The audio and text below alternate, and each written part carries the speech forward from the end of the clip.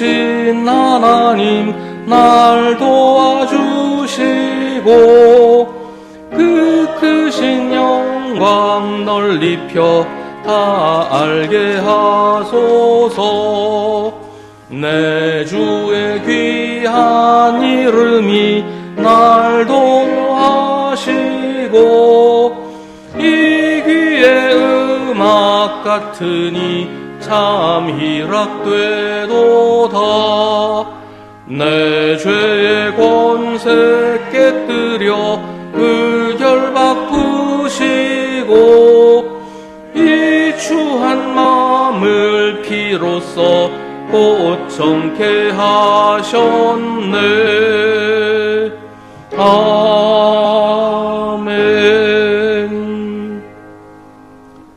온 땅아 주님께 노래하여라. 그의 구원을 날마다 전하여라. 주님은 위대하시니 그지없이 찬양받으실 분이시다. 어떤 신들보다 더 두려워해야 할 분이시다. 만방의 모든 백성이 만드시는 헛된 우상이지만 주님은 하늘을 지으신 분이시다. 아멘.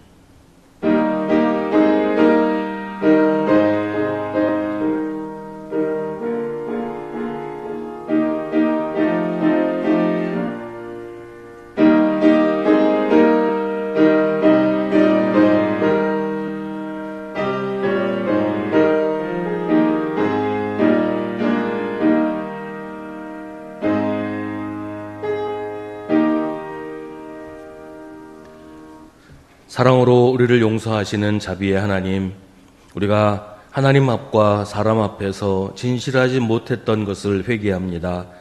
우리의 말과 생각이 일치하지 않고 우리의 말과 행실이 동떨어져 있는 것을 회개합니다. 하나님의 자녀로 살지 못하고 세상의 자녀로 살았음을 회개합니다. 언제나 우리와 동행하시며 지키시고 인도하시는 하나님을 신뢰하지 못해서 마치 하나님을 믿지 않는 사람처럼 두려워하고 불안해하며 살았음을 용서하여 주옵소서. 우리의 부족함을 불쌍히 여기시고 용서하여 주옵소서. 이제 계속해서 우리 각자의 죄를 주님께 고백하고 회개하는 기도를 드립니다.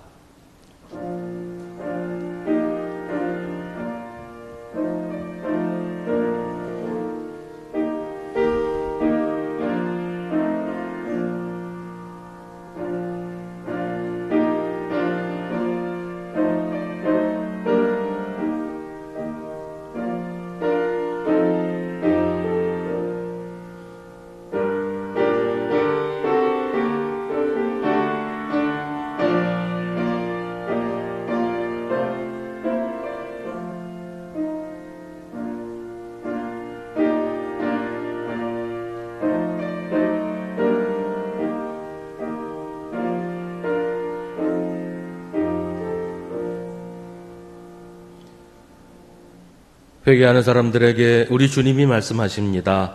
그때 내가 너희에게 일치된 마음을 주고 새로운 영을 너희 속에 넣어주겠다. 내가 너희의 몸에서 돌같이 굳은 마음을 없애고 살같이 부드러운 마음을 주겠다. 그래서 너희는 나의 율례대로 생활하고 나의 규례를 지키고 그대로 실천하여 내 백성이 되고 나는 너희의 하나님이 될 것이다. 아멘. 사도신경으로 우리의 신앙을 고백하겠습니다. 나는 전능하신 아버지 하나님 천지의 창조주를 믿습니다. 나는 그의 유일하신 아들 우리 주 예수 그리스도를 믿습니다. 그는 성령으로 잉태되어 동정녀 마리아에게서 나시고 본디오 빌라도에게 고난을 받아 십자가에 못 박혀 죽으시고 장사된 지 사흘 만에 죽은 자 가운데서 다시 살아나셨으며 하늘에 오르시어 전능하신 아버지 하나님 우편에 앉아 계시다가 거기로부터 살아있는 자와 죽은 자를 심판하러 오십니다. 나는 성령을 믿으며 거룩한 공교회와 성도의 교제와 죄를 용서받는 것과 몸의 부활과 영생을 믿습니다. 아멘. 성시교독은 주보에 있는 시편 81편의 말씀입니다. 내 백성은 내 말을 듣지 않고 이스라엘은 내 뜻을 따르지 않았다.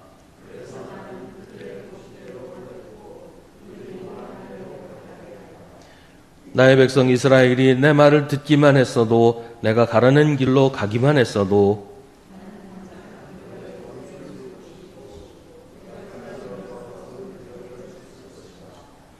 나를 미워하는 자들은 그들 앞에 무릎을 꿇었을 것이며 이것이 그들의 영원한 운명이 되었을 것이다.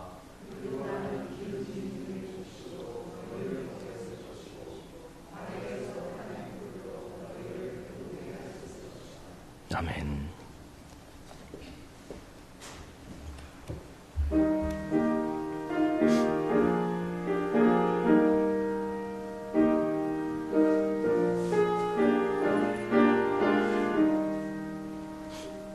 너 예수께 조용히 나가 내 모든 짐 내려놓고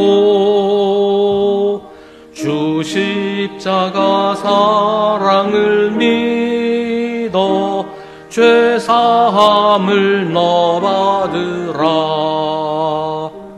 주 예수께 조용히 나가 내 마음을 쏟아놓으라.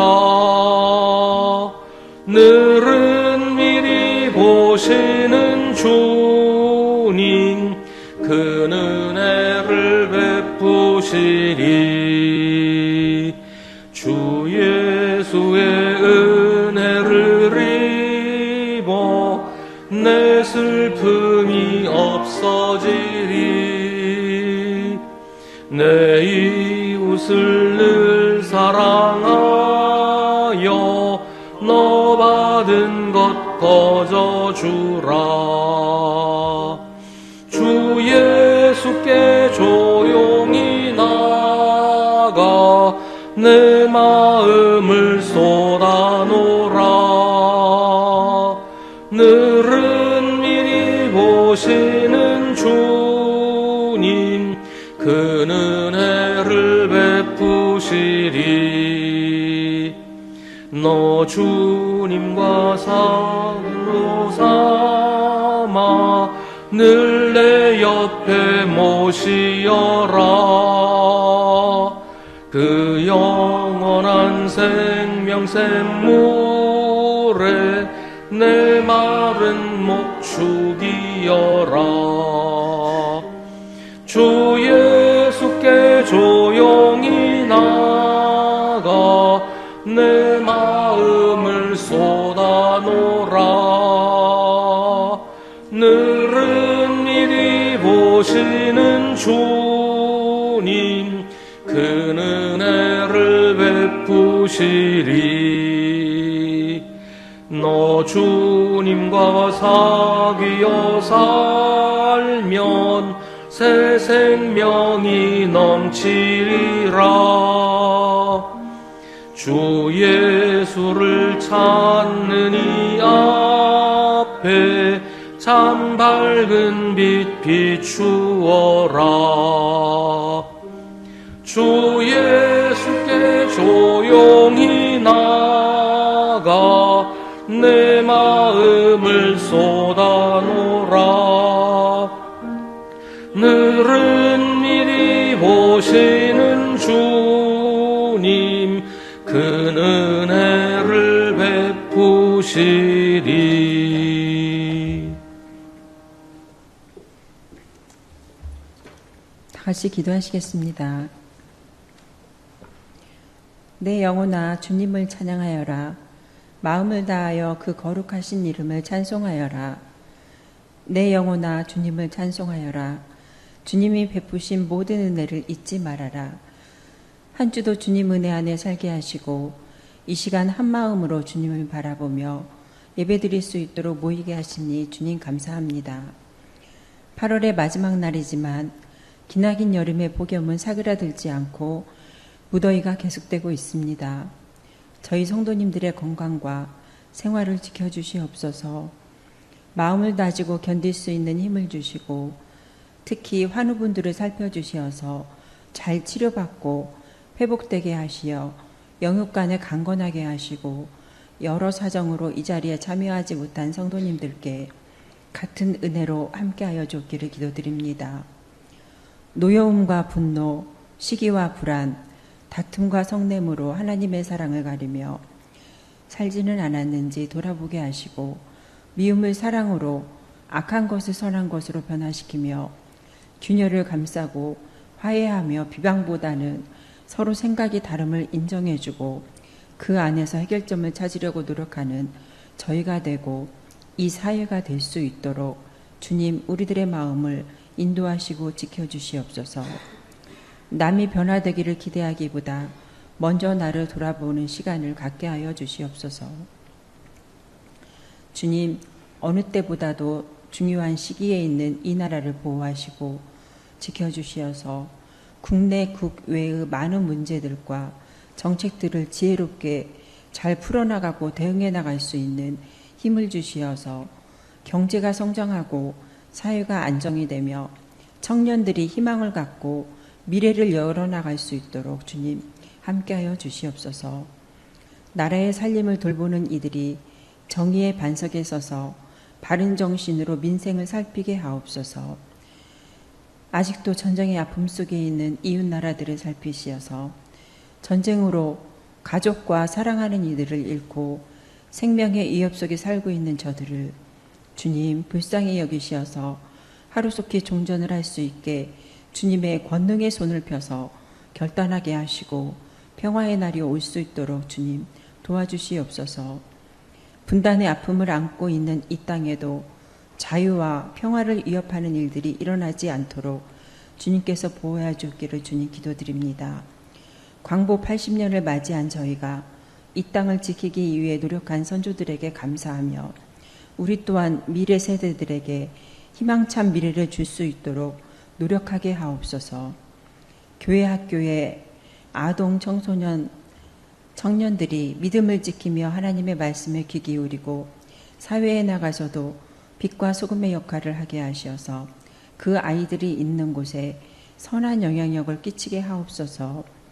부모님의 손을 잡고 주님 앞에 예배드렸던 시간들을 아이들이 잊지 않게 하시고 하나님의 자녀임을 잊지 않고 신앙을 지켜나가며 성장하게 하옵기를 기도드립니다.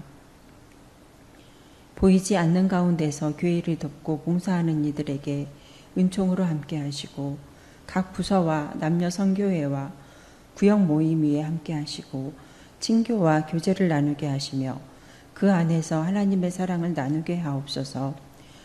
교사로 아이들과 함께하는 이들에게 믿음의 싹을 키우게 하는 중요한 사명을 잘 감당하게 하시고 축복으로 함께해 줬기를 기도드립니다. 이 시간 찬양으로 예배를 돕는 찬양대의 찬양을 기뻐 받으시고 듣는 성도님들에게는 기쁨이 되며 귀한 말씀을 선포하시는 목사님에게 성령님 함께 하시어서 한 말씀 한 말씀 저희들이 새겨드리며 우리 생활에서 실천하며 살게 하옵소서. 매 순간순간 우리들과 항상 함께 동행하시며 사랑하시는 우리 주 예수 그리스도의 이름으로 기도드립니다. 아멘. 하늘에 계신 우리 아버지, 아버지의 이름을 거룩하게 하시며 아버지의 나라가 오게 하시며 아버지의 뜻이 하늘에서와 같이 땅에서도 이루어지게 하소서. 오늘 우리에게 일용할 양식을 주시고 우리가 우리에게 잘못한 사람을 용서하여 준 것 같이 우리 죄를 용서하여 주시고 우리를 시험에 빠지지 않게 하시고 악에서 구하소서. 나라와 권능과 영광이 영원히 아버지의 것입니다. 아멘.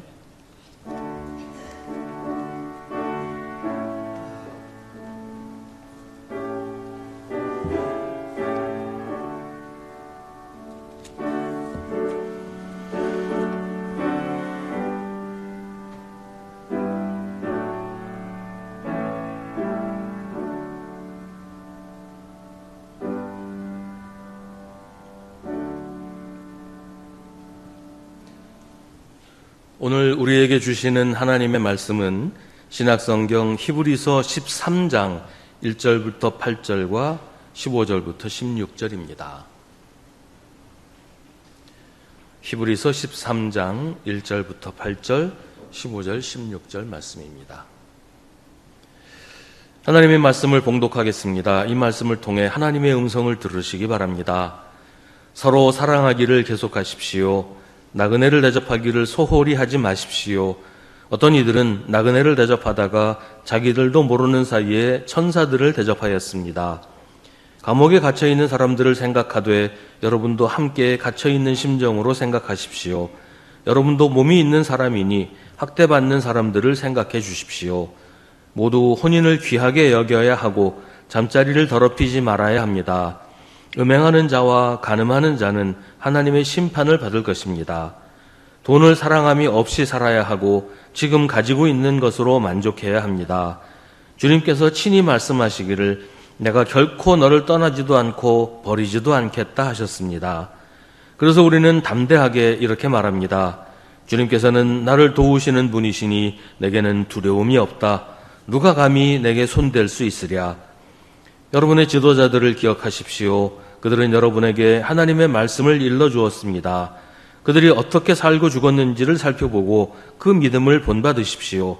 예수 그리스도께서는 어제나 오늘이나 영원히 한결같은 분이십니다. 15절입니다. 그러니 우리는 예수로 말미암아 끊임없이 하나님께 찬미의 제사를 드립시다. 이것은 곧 그의 이름을 고백하는 입술의 열매입니다. 선을 행함과 가진 것을 나눠주기를 소홀히 하지 마십시오. 하나님께서는 이런 제사를 기뻐하십니다. 아멘. 이것은 하나님의 말씀입니다.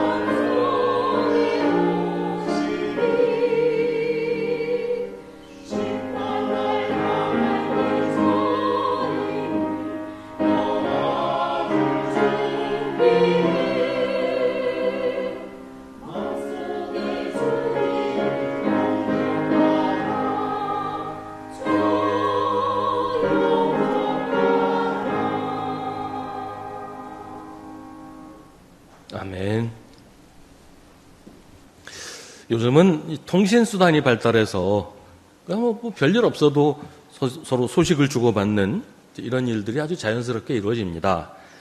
근데 옛날에는 뭐 제가 어렸을 때만 해도 일일이 손으로 편지를 쓰고 우표 사서 우체통에 집어넣고 그렇게 하면서 며칠 지나서 그걸 받아보게 되고, 그러니까 이제 뭐 특별한 일이 없으면 편지 같은 걸 잘 쓰게 되질 않았어요. 아주 오래전에는 더 그랬죠. 신약 성경의 시대, 오늘 이제 히브리서를 읽었는데 이 시대에는 종이도 없었어요. 뭐 있어봐야 양피지나 파피루스 뭐 이런 데다가 글을 써야 됐는데 종이도 없고 우체국도 없어요. 편지를 보내려면 사람을 보내야 되죠. 그 멀리 가려면 뭐 몇 달도 걸리고 갔다 오려면 또 몇 달 더 걸리고 아주 힘들고 보통 일이 아니었단 말이죠. 그래서 뭐 특별한 일이 없으면 편지를 잘 보내질 않았어요. 성경에 나오는 편지들도 다 그래요.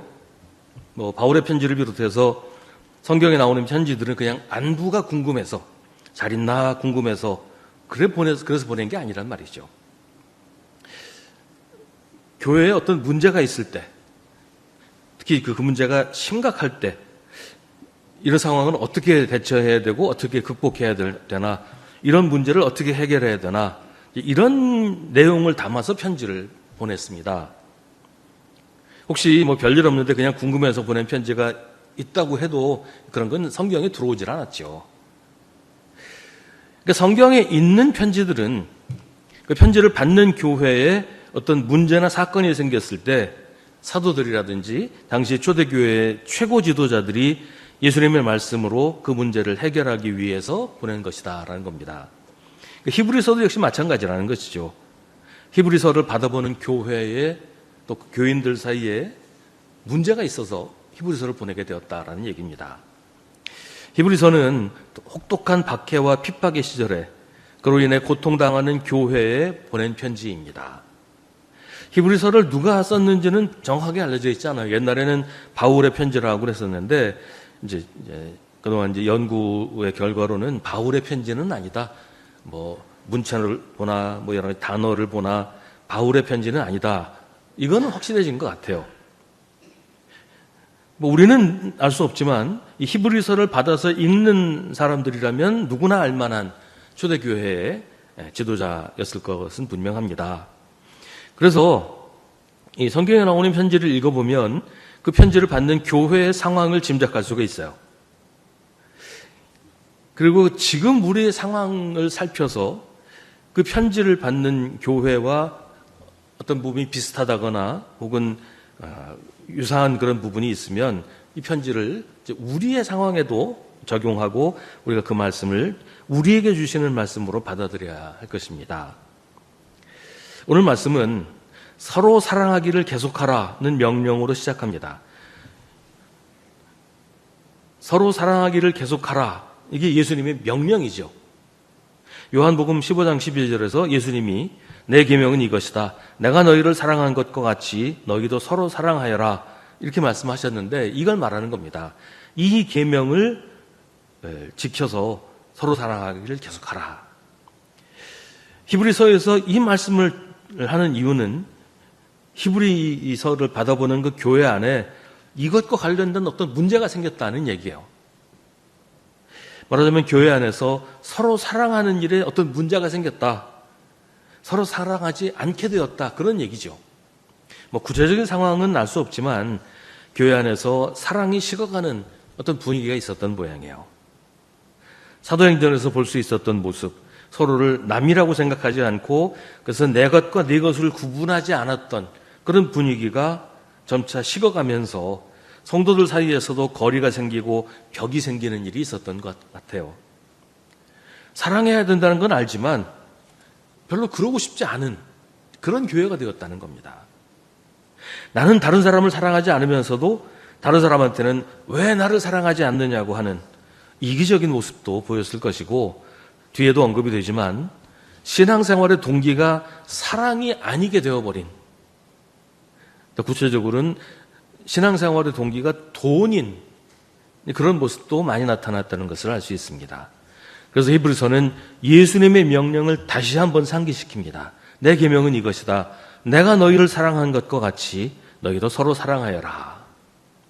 이런 예수님 말씀처럼 서로 사랑하기를 계속하십시오. 그러면서 서로 사랑하기 위해서는 구체적으로 무엇을 해야 하는지를 말해주고 있습니다. 2절은 나그네를 대접하기를 소홀히 하지 마십시오라고 말합니다. 창세기 18장에서 아브라함이 이제 그랬던 것처럼 나그네를 대접하다가 자기도 모르는 사이에 천사들을 대접할 수도 있다고 얘기합니다. 근데 히브리서가 말하는 나그네는 구약 성경에 나오는 그냥 지나가는 아무나를 말하는 건 아니에요. 구약 성경에서 나그네는 두 가지 정도로 구분할 수가 있는데, 하나는 말 그대로 나그네, 지나가는 사람, 여행객 이런 사람일 것이고, 또 하나는 이스라엘에서 살고 있는 외국인들, 지금으로 말하면 외국인 노동자를 말하는 것인데, 이 히브리서의 상황에서는 조금 의미가 달라져요. 여기서 말하는 나그네는 여러 지역의 교회를 다니면서 설교하는 순회 설교자. 그러니까 이 시대는 교회마다 목회자가 한 사람씩 있었던 게 아니거든요. 그 지역에 교회는 생겼는데 주일에 모여서 예배는 드리는데 설교할 사람이 없는 거예요. 그래서 여러 지역을 다니면서 설교하는 순회 설교자가 꼭 필요했어요. 여기서 말하는 나그네는 그런 사람들을 가리키는 겁니다. 또 사도들의 편지를 여러 교회에 전달하고 또 그 교회에서 편지를 받아서 사도들에게 전달해주는 편지 전달자, 이런 사람이 나그네였어요. 또 이제 여행하는 기독교인들도 여기 포함이 됐고, 다른 지역에서 이 지역으로 이민 와서 사는 이민자들, 특히 이민 온 기독교인들을 나그네라고 불렀습니다. 이런 사람들은 교회에서 환대해 주지 않으면 상당히 곤란한 상태가 됩니다. 순회 설교자가 왔는데 교회에서 설교만 듣고 밥도 안 주고 그냥 가라. 그러면 이 사람은 굶을 수밖에 없는 거잖아요. 편지 전달자가 왔는데 몇 달 걸려서 왔는데 잠도 재우지 않고 편지만 받고 그냥 보내버리고, 이러면 어떻게 되겠어요? 지금은 순회 설교자나 편지 전달자는 없지만, 말하자면 우리 주위에 있는 어려운 교회나 목회자, 또 오지에서 복음을 전하는 선교사, 이런 사람들이 나그네일 수 있겠죠. 또 교회 새로 나오기 시작한 새신자들이라든지 다른 지역에서 이 지역으로 이사를 와서 아직 적응하지 못하고 있는 사람들, 교회는 다니고 있지만 교회에서 자리 잡지 못하고 있는 사람들, 교회 안에서도 친구도 없고 은근히 좀 외톨이인 이런 사람들 다 나그네라고 할 수 있을 겁니다. 그때나 지금이나 교인들 사이에 은근히 거리가 있고 벽이 있는 것을 성경은 지적하고 있다는 겁니다. 서로 사랑하기를 계속하라는 것은 이런 분위기를 반영합니다. 처음에는 사이도 좋고 서로 사랑하면서 내 것 네 것 구분하지 않고 함께 잘 어울렸었는데, 언제부턴지 그런 분위기가 점점 희미해지고 다른 사람을 멀리하고 밀어내는 일이 생기고, 그러면서 서로 사랑하지 않는 교회가 되어가고 있다는 얘기입니다. 그래서 히브리서는 서로 사랑하라는 것은 예수님의 명령이다, 이걸 지켜야 된다라고 다시 한번 강조하는 것입니다. 예수님의 명령을 무시하는 교회가 교회일 수 있을까요? 예수님의 명령을 거부하는 사람이 예수 믿는다고 말할 수 있겠어요? 히브리서는 교회를 향해서 예수님의 명령을 지키라고 명령합니다. 그렇게 하지 않으면 더 이상 예수 그리스도의 교회일 수가 없기 때문입니다. 3절은 감옥에 갇혀있는 사람들을 생각하되 여러분도 함께 갇혀있는 심정으로 생각하십시오. 여러분도 몸이 있는 사람이니 학대받는 사람들을 생각해 주십시오 라고 권면합니다. 히브리서가 기록되던 이 시대는 가혹한 박해와 잔인한 핍박의 때였어요. 예수 믿는다고 해서 감옥에 갇힌 사람들이 많이 있었어요. 우리 역사에서도 일제강점기 때 신사참배를 반대한다고 해서 감옥에 갇혔던 성도들이 많이 있었던 것을 기억합니다. 그런데 예를 들면 집안의 가장이 감옥에 갇히면 감옥에 갇힌 사람은 갇힌 사람대로 고난을 당하는 것이죠. 그런데 밖에 남아있는 가족들도 말할 수 없는 고난을 감당해야만 했습니다. 감옥에 갇힌 사람도 감옥에서 고문당하면서 고난을 당했지만 남은 가족들도 당장 먹고 살 길이 없어지는 거예요. 게다가 당국의 감시를 받아야 했고 이웃 사람들도 괜히 저 집안 사람들하고 얽혔다가 나까지 피해볼까 해서 가까이 하지 않으려고 하고, 그러니까 감옥에 갇히지 않은 남은 가족들도 마치 창살 없는 감옥에 갇힌 것과 같았단 말이죠. 히브리서는 그런 사람들을 돌보아 주어야 한다고 교회와 성도들에게 당부합니다. 여러분도 감옥에 갇혀 있는 심정으로 갇혀 있는 사람과 그 가족들을 돌보아 주라고 합니다. 여기 이제 학대받는다는 말이 나오는데요. 이 학대받는다는 말은 번역에 따라서는 고문당한다라고 번역하기도 해요. 나는 감옥에 가지 않고 고문이나 학대를 당하지 않는다고 감사한다고 하거나, 그런 사람들과 그 가족들을 외면하지 말고 내가 바로 그다, 그 사람이 나 대신 그런 고통을 당하고 있다는 사실을 기억하라고 성경은 당부합니다. 지금 우리나라에서는 예수 믿는다는 이유로 감옥에 가거나 고문당하는 사람은 없어요. 하지만 예수 잘 믿어서 믿음대로 살아서 손해를 보거나 곤란한 지경에 빠지거나 이런 사람들은 지금도 있습니다. 믿음 때문은 아니더라도 예수를 잘 믿는데도 어려운 일을 당하는 사람도 있습니다. 누구보다 믿음 생활 잘하는데 사업이 어렵게 되기도 하고, 사랑으로 교회와 성도들을 섬기는데 어려운 병에 걸리기도 하고, 이런 일들 많이 있습니다. 때로는 오해를 받기도 하고 때로는 미움을 당하기도 해요. 예수 믿는데도 이런 일들은 얼마든지 일어날 수 있어요. 하나님 도대체 왜? 라는 질문을 우리도 늘 하게 됩니다. 그럴 때 우리는 어떻게 해야 될까요? 그런 사람을 보면서 쉽게 회개하지 않아서 그래, 죄 지어서 저런 거야, 이렇게 말하는 사람들이 있어요. 혹시 나한테도 불똥이 튈까 봐 모른 채 하고 외면하기도 합니다. 성경은 말합니다. 서로 사랑하기를 계속하십시오. 그 일을 남의 일이 아니라 내 일이라고, 내가 당했어야 할 일이라고 생각하십시오. 그 사람을 남이라고 생각하지 말고 나를 대신해서 그 고난을 당하고 있다고 생각하십시오. 요즘도 학교에서 왕따 문제가 사라지지 않고 있는 것 같더라고요. 근데 그 왕따를 시키는 게 주동자 몇 명만 그러는 게 아니라 그 반아이 전체가 이 왕따 당하는 아이를 외면을 해요. 괜히 걔랑 가까이 지났다가 나도 피해 입을까 봐 겁을 내서 그러는 거죠. 한두 명이 누군가를 왕따시킬 때 다른 친구들이 거기 동조하지 않으면 오히려 주동자가 왕따가 되지 않겠어요? 근데 나만 아니면 된다는 생각으로 방관하니까, 오히려 가담하니까 이 문제가 사라지지 않는 거예요. 고난당하는 이웃을 외면하면 그게 언젠가는 내 일이 될 수 있고, 그때 아무도 나를 돕지 않을까라는 생각을 우리가 하면 좋겠어요. 히브리서는 그 얘기를 하는 겁니다. 4절은 혼인과 순결에 대한 이야기입니다. 혼인을 귀하게 여겨야 하고 잠자리를 더럽히지 말아야 합니다. 음행하는 자와 간음하는 자는 하나님의 심판을 받을 것입니다. 이 얘기는 좀 짧은 문장으로 되어 있는데요, 굉장히 많은 상황, 많은 내용을 담고 있어요. 혼인을 귀하게 여기지 않는 것도 그래요. 예를 들면 혼인을 다른 목적을 위한 수단으로 생각하는 경우들이 있죠. 흔히 말하는 것처럼 무슨 정략 결혼, 그래가지고 돈만 보고 결혼을 한다든지 이런 다양한 상황들이 있겠죠. 결혼 관계를 소중하게 여기지 않는 것도 그래요. 결혼하고서도 가정에 충실하지 않은 사람들, 부부 사이에 신뢰를 저버리는 사람들 등등 결혼 관계를 허물어뜨리는 경우들은 참 많이 있습니다. 잠자리를 더럽힌다는 건 밤에 잘 때 씻지도 않고 이불 속으로 들어가는 걸 말하는 게 아니죠. 배우자가 아닌 다른 사람과 잠자리를 같이 하는 것, 이게 잠자리를 더럽히는 거예요. 여기서 음행과 간음을 굳이 구분해서 따로 거론하는 이유는, 음행이라고 하는 것은 문란하고 무절제한 성관계를 말하는 것이고, 간음은 배우자가 아닌 다른 사람과 동침하는 것을 말합니다. 내용적으로는 비슷하지만 좀 다른 부분이 있어요.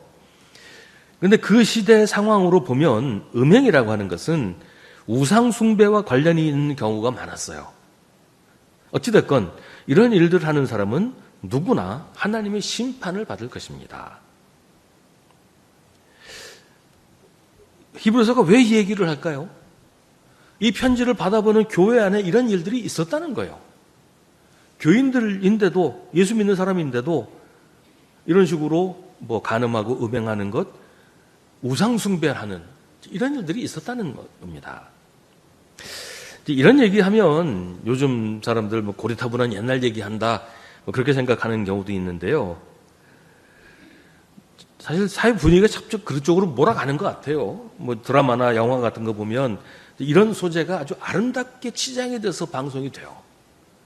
이렇게 외도를 하고 음행을 하고 이런 걸 사랑이라고 표현하면서 이런 거 아름답게 치장하는 그런 얘기들 굉장히 많이 나오잖아요. 지금 우리 시대가 이런 것을 당연하게 여기는 그런 시대가 됐단 말이에요. 근데 이건 당연한 게 아니에요. 다른 사람을 속이고 남의 것을 가로채는 일 당연한 거 아니죠. 약속을 어기고 신뢰를 저버리는 일 절대로 당연한 일 아닙니다. 음행을 하고 간음을 하는 것 당연한 일이 아니에요. 그럴 수 없어요. 아무리 사회 분위기가 그렇다고 해도 당연한 일을 당연하게 여기지 않고 하지 말아야 할 일을 당연하다고 생각하면서 하는 것, 이건 죄라는 거죠. 하나님이 심판하실 일이라는 거예요. 고마운 일을 고맙게 여기고 미안한 일을 미안해하는 게 당연한 겁니다. 약속은 지키는 게 당연한 거예요. 내가 한번 뱉은 말은 나한테 손해가 있고 내가 좀 싫더라도 지키는 게 당연한 거예요. 잘못을 해놓고서도 큰 소리치고 고마운 사람한테 도리어 욕을 하는 사람들이 있어요.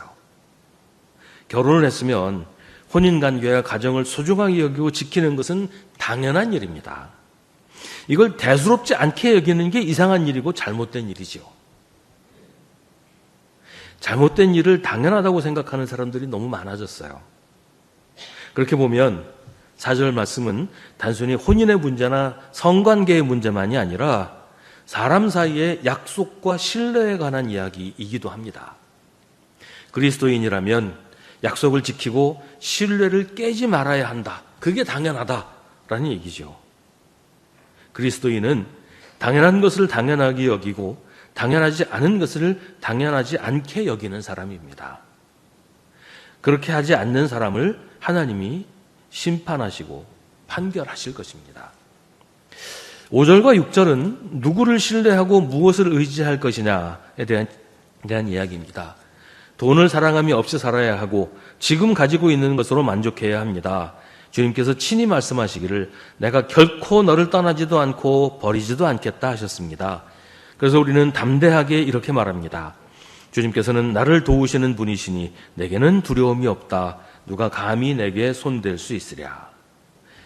돈을 사랑한다는 것은 돈의 가치를 가장 높은 곳에 두고 나의 생각과 나의 행동의 동기가 돈 버는 것이라는 말이에요. 돈이 나를 지켜줄 거라고 믿고 돈이 문제를 해결해 준다고 생각하는 겁니다. 그래서 돈을 많이 버는 게 삶의 목표가 돼요. 돈을 벌기 위해서라면 옳지 못한 일도 할 수 있고 돈 때문에 가족도 친구도 교인도 미워하고 나한테 손해가 되는 일이라면 예수님도 하나님도 외면하게 돼요. 왜 그러겠어요? 돈이 가장 소중하고 돈이 나를 지켜줄 거라고 믿으니까 그러는 거잖아요. 돈이 나의 현재이고 돈이 나의 미래다. 돈이 곧 나의 가치를 정해준다. 이런 믿음이에요. 그런데 히브리서는 그걸 돈이 해주는 게 아니라 하나님이 하신다고 말합니다. 나의 현재도 나의 미래도 주님이 지켜주신다. 나의 가치를 정해주는 건 돈이 아니라 하나님이다. 내가 신뢰하고 의지할 것은 돈이 아니라 정말로 나를 도우시고 지키시는 하나님이시다. 돈이 나에게 자유를 주는 것이 아니라 나를 노예로 만들어서 거기서 벗어나지 못하게 할 뿐이고 정말로 나에게 자유를 주시고 해방시키시는 분은 하나님이시다. 주님은 결코 주님을 믿는 사람을 떠나지도 않으시고 버리지도 않으신다. 사실이 그러하니 돈이 아니라 하나님을 믿으라고 성경은 우리에게 명령합니다. 지금 가지고 있는 것으로 만족하라는 말은 하나님이 주신 것으로 만족하라는 뜻이에요. 지금 빚이 많이 있는데 야, 빚이 많아서 난 만족하다, 그런 얘기가 아니고 하나님이 나를 지키시니 하나님을 신뢰하고 의지하라는 말이에요. 삶의 중심, 가치의 척도가 돈이 되게 하지 말고 하나님이 나의 삶의 중심이 되게 하라는 말입니다. 7절에서 여러분의 지도자들을 기억하라고 하는 것은 교회에서 전체를 통해서도 그렇고 우리 한국 교회 역사를 통해서도 그렇지만 좀 좁게 생각하면 우리 교회에서 함께 오래 신앙생활 하면서 성도들에게 말씀을 가르치고 삶의 본이 된 성도들, 어른들과 지도자들을 잘 기억하고 그들이 가르치는 말씀을 잘 간직하고 또 그들이 어떤 삶을 살았는지, 어떻게 살고 있는지, 어떻게 죽었는지를 본받아서 나도 그런 지도자가 되라는 말씀입니다. 수성교회가 올해 창립 90주년이 됐잖아요. 90년 역사에 이런 지도자들이 많이 계시지 않습니까? 아직은 우리 기억에 그런 분들의 모습이나 그런 분들의 이야기가 남아 있어요. 근데 앞으로 세월이 더 지나면 우리 기억에서 잊혀지게 될 거 아니에요. 오늘 성경은 우리에게 잊어버리지 말라고 이야기합니다. 잊어버리지 않기 위해서 뭘 해야 되겠어요? 그 이야기를 되풀이해야 되겠죠. 우리 다음 세대에게 이 이야기가 계속 전해질 수 있도록 우리 선조들이나 지금 우리와 함께 신앙생활하는 믿음의 지도자들의 이야기를 계속 되풀이해야 됩니다. 그리고 기록을 남겨야 돼요. 말은 시간이 지나면 지워지게 되잖아요. 그래서 기록을 남겨야 돼요. 기억하기 위해서는 기록해야 됩니다. 우리보다 앞선 지도자들을 기억하는 분들은 기억이 희미해지기 전에 그분들의 이야기를 기록으로 남겨서 앞으로 다가오는 세대에게 전해줄 의무가 있습니다.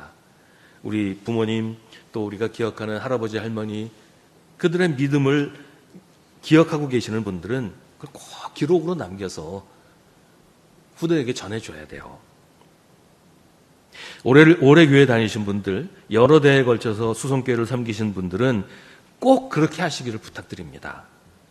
교회에서는 그 기록들을 잘 모아서 후대에 잘 전달할 것입니다. 100주년사 만들게 되겠지만 100주년사에도 수록해야 하고 나중에는 그것만 따로 모아서 단행본으로 낼 수도 있겠죠. 이건 아주 중요한 일입니다. 그냥 지나간 옛날 얘기가 아니에요.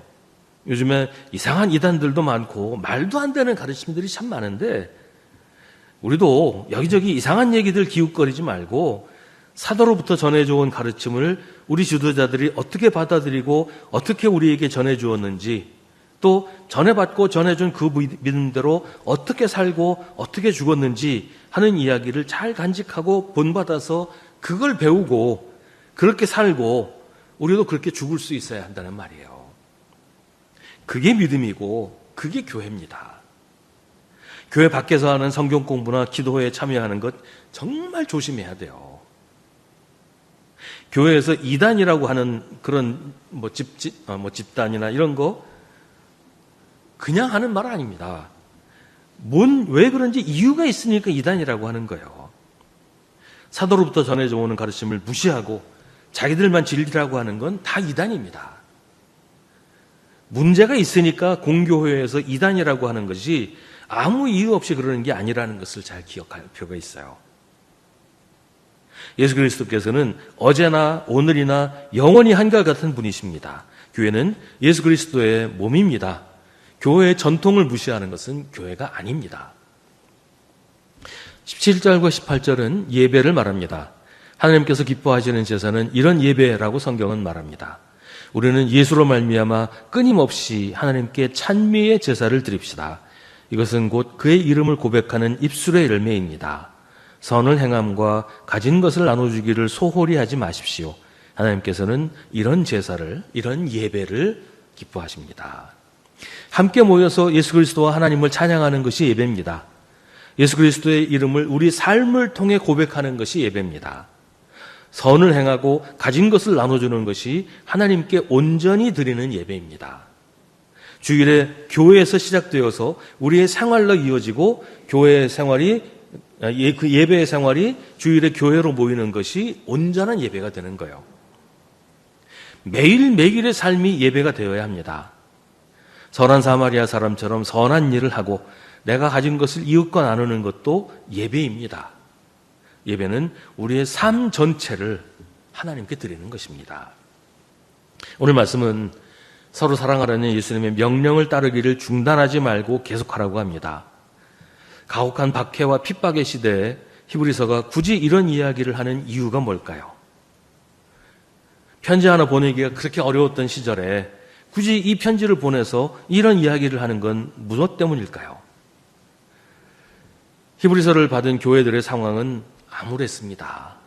믿음 때문에 혹은 잘 믿는데도 어려움은 떠나지 않고 언제 죽을지 모르는 두려움과 미래를 장담할 수 없는 불안 속에서 살아야 했습니다. 그런 교회를 향해 히브리서는 간곡하게 당부합니다. 우리는 그저 예수님이 명령하신 대로 살기만 하면 됩니다. 걱정하지 마십시오. 겁내지 마십시오. 주님께서 지금도 우리와 함께 계시면서 우리를 도우십니다.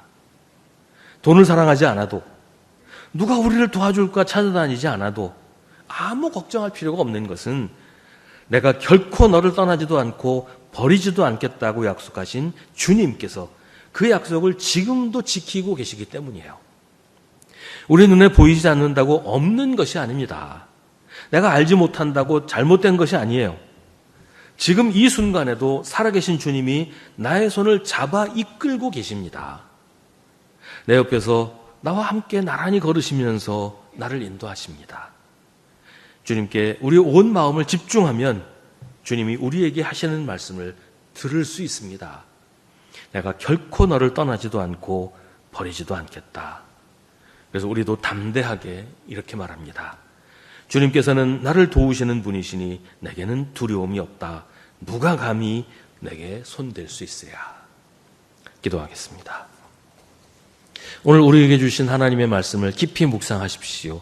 이 말씀을 통해 지금 우리에게 말씀하시는 하나님의 음성을 들으십시오.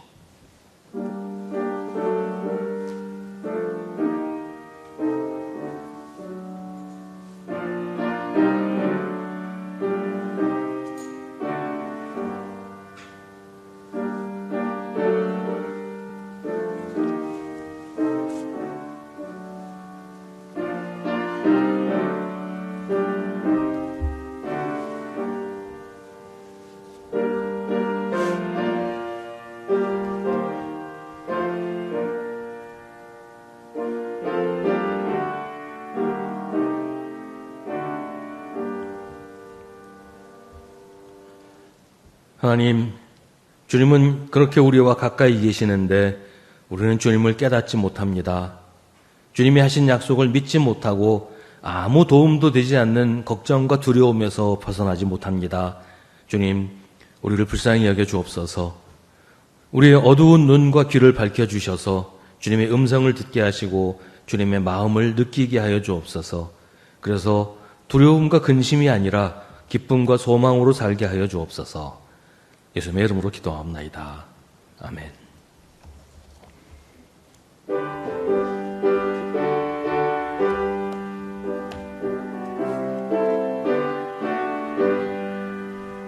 주 없이 살 수 없네 죄인의 구주여 그 귀한 보배 피로 날 구속하소서. 구주의 사랑으로 흘리신 보혈이 내 소망 나의 위로 내 영광 됩니다. 주 없이 살 수 없네 나 혼자 못 서리. 힘없고 부족하며 지혜도 없도다. 내 주는 나의 생명 또 나의 힘이라. 주님을 의지하여 지혜를 얻으리. 주 없이 살 수 없네 내 주는 아신다. 내 영의 깊은 간구 마음의 소원을 주밖에 나의 마음 위 알아주리요. 내 마음 위로하사 평온케 하시네. 주 없이 살 수 없네. 세월이 흐르고 이 깊은 고독 속에 내 생명 끝나도 사나운 풍랑일 때 날 지켜주시니 내 곁에 계신 주님 늘 힘이 됩니다. 아멘.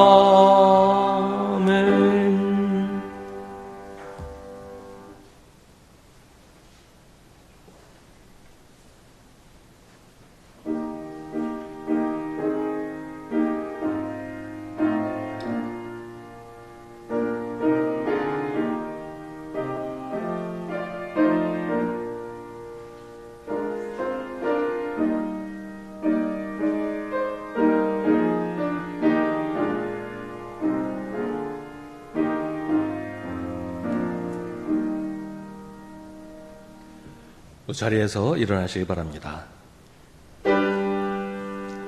모든 것이 주께로부터 왔으니 이 예물을 주께 바치나이다.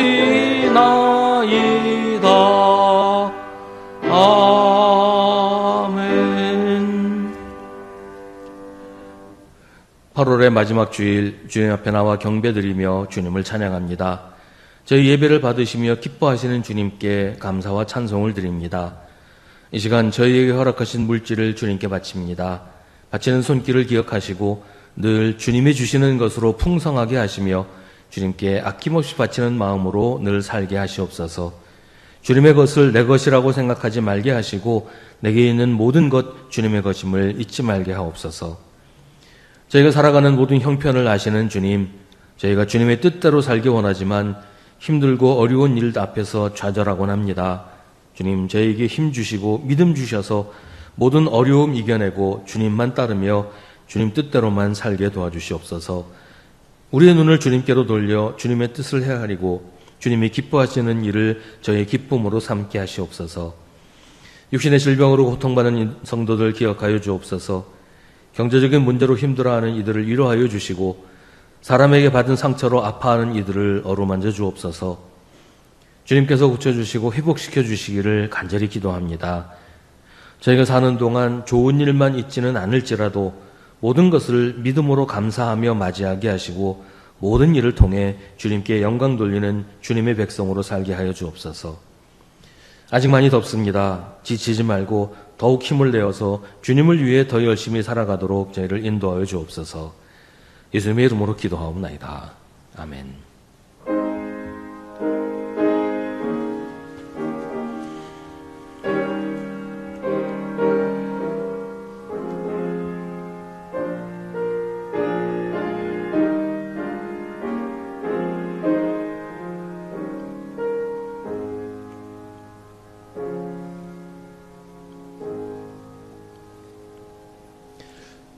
잠시 자리에 앉으시기 바랍니다. 우리 함께 예배드린 성도들과 인사 나누겠습니다. 주님의 이름으로 문안하시고 인사합시다. 네, 매일 저녁 9시에 교회를 위해서 기도하실 때 이번 한 주간은 남녀 선교회와 북한 선교회를 위해서 기도하시기를 바랍니다. 오후 1시 30분부터 본당에서 북한 선교 예배를 드립니다. 강사는 탈북자 선교 사역을 해오신 이수옥 선교사님입니다. 북한 선교 예배에 참석하시는 분들을 위해서 북한 선교회에서 빵과 커피를 제공합니다. 다음 주에 오후 1시 30분에는 주일오후 성경 공부를 하고 성경 공부 후에 9월 정기 재직회를 모입니다. 9월 7일 주일 공동 식사는 인내교구에서 준비하시고 9월 21일 주일 공동 식사는 믿음교구에서 준비합니다. 미국에서 살고 계시던 우리 박홍기 집사님, 몇 번씩 한국 나오시고 하시던 분이 지난 8월 25일에 하나님의 부르심을 받으셨습니다. 우리 가족들을 위해서 기도해 주시기 바랍니다. 매주 수요일 저녁 7시 30분 수요 기도에 꼭 기억하시고 많이 나오시기를 바랍니다. 한동안 좀 열심히 모이시다가 조금 옛날 같지 않은데요. 수요 기도회도 우리 교회에서 아주 중요한 예배 가운데 하나이고 주중에 함께 모여서 하나님께 찬양하고 예배하는 귀한 시간입니다. 기억하시고 꼭 참석하시길 바랍니다. 이 시간에 우리 중보의 기도를 함께 드리겠습니다.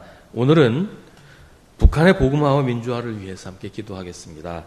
이번에 이재명 대통령 트럼프를 만나면서 북한 얘기가 좀 나오면서 북한에 대한 관심들을 좀 더 많이 가지시는 것 같은데요. 북한이 복음화가 되고 민주화가 되어야 우리도 좀 안심하고 살 수 있지 않겠어요? 우리 이 시간 북한의 복음화와 민주화를 위해서 함께 기도하겠습니다.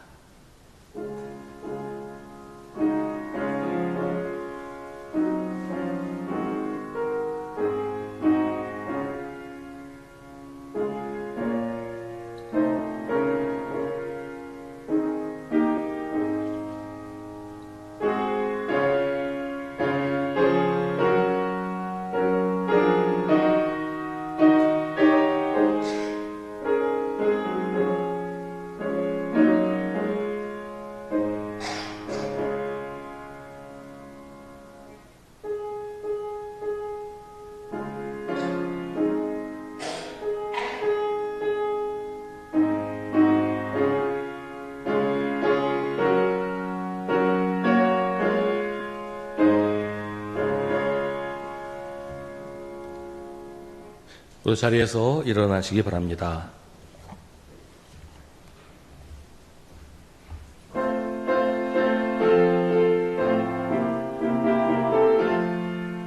나 이제 주님의 새 생명 얻은 몸 옛 것은 지나고 새 사람이로다. 그 생명 내 맘에 강같이 흐르고 그 사랑 내게서 해같이 빛난다. 영생을 누리며 주 안에 살리라. 오늘도 내일도 주 함께 살리라.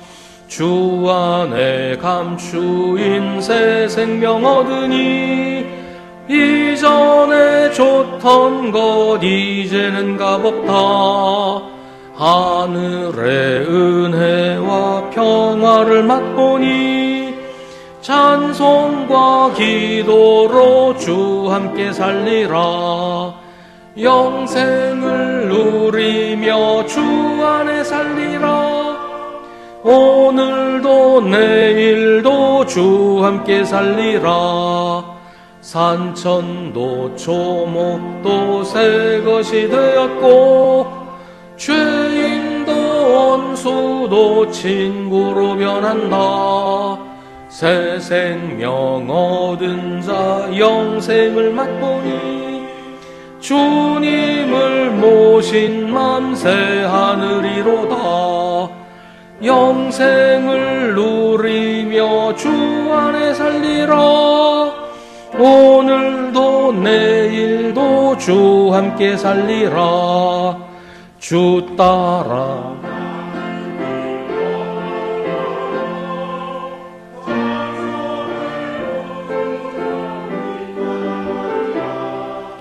나 주를 모시고 영원히 살리라.